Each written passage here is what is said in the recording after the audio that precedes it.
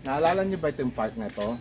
Pues, ngayon ay linggo at hindi pa rin magkasa yung kotse ko kasi dito. Well, kotse kasa na pero hindi yung maluwag na galawan. So, hirap na hirap pa rin ako mag-park kaya aayusin ko pa ulit siya. Pero iniisip ko na si Banana ay itanim na dito sa aking isa pang biniling X triple or super XL na pot para makabawas pa ako. Okay? Kasi nag-iisip ako ng kung ano pa ilalagay natin sa paligid. Okay? Let's go!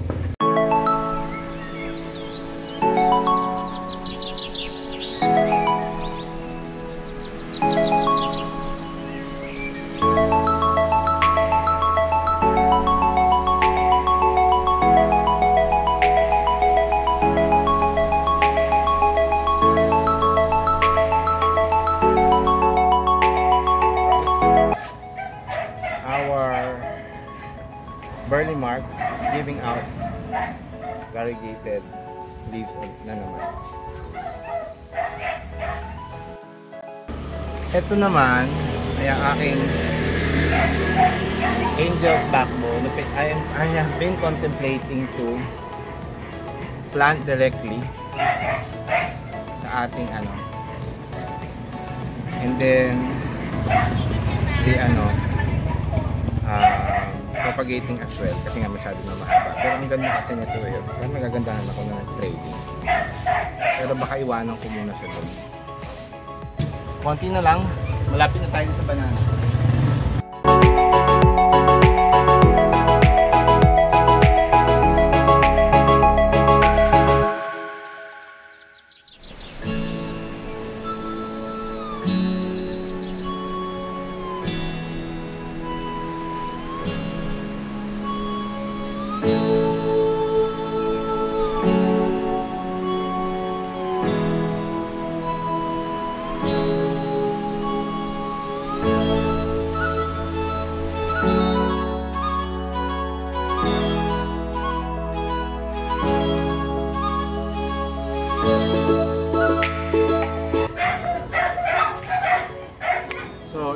Saging na gusto kong i-repat.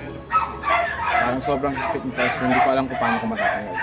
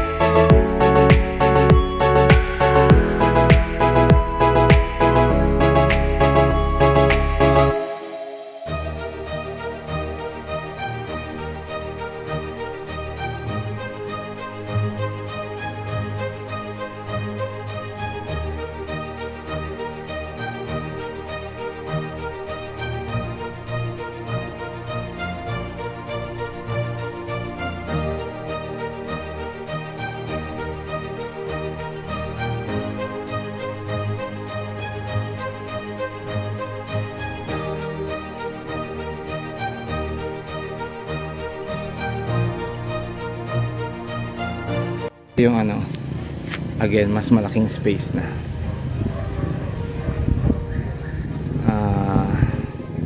ganito karaming paso yung nawala.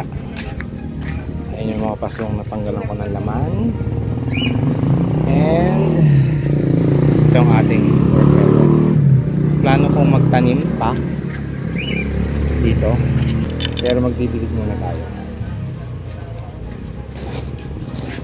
to, ilalagay na natin to sa ano.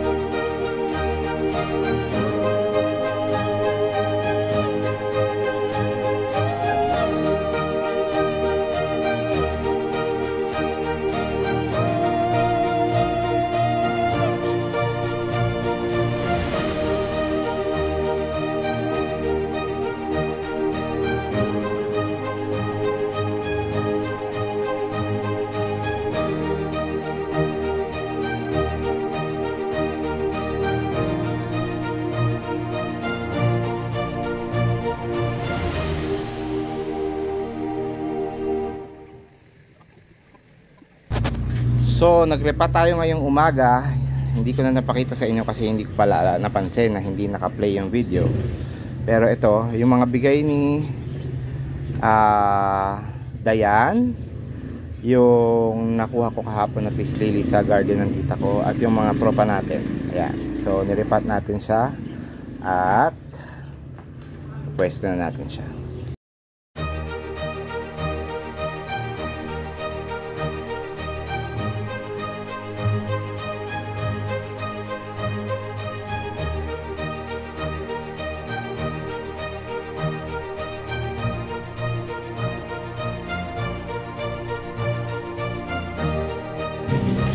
So binalik ko na sila dito. So ang tatanggalin ko naman dito yung mga cactus and succulents kasi naipunan ng tubig, baka mababan masyado. Alay.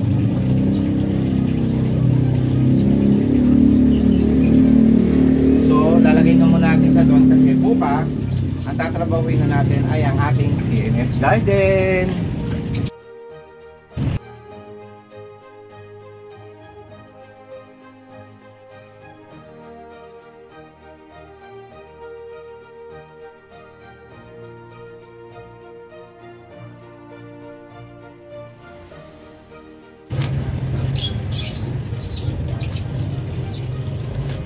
Okay, so here they are.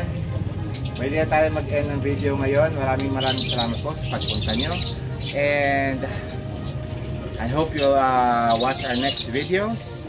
And siguro sa next episode natin, CNS Garden na ang titirahin natin. Okay? Join me again in the next episode. Bye, plant kids!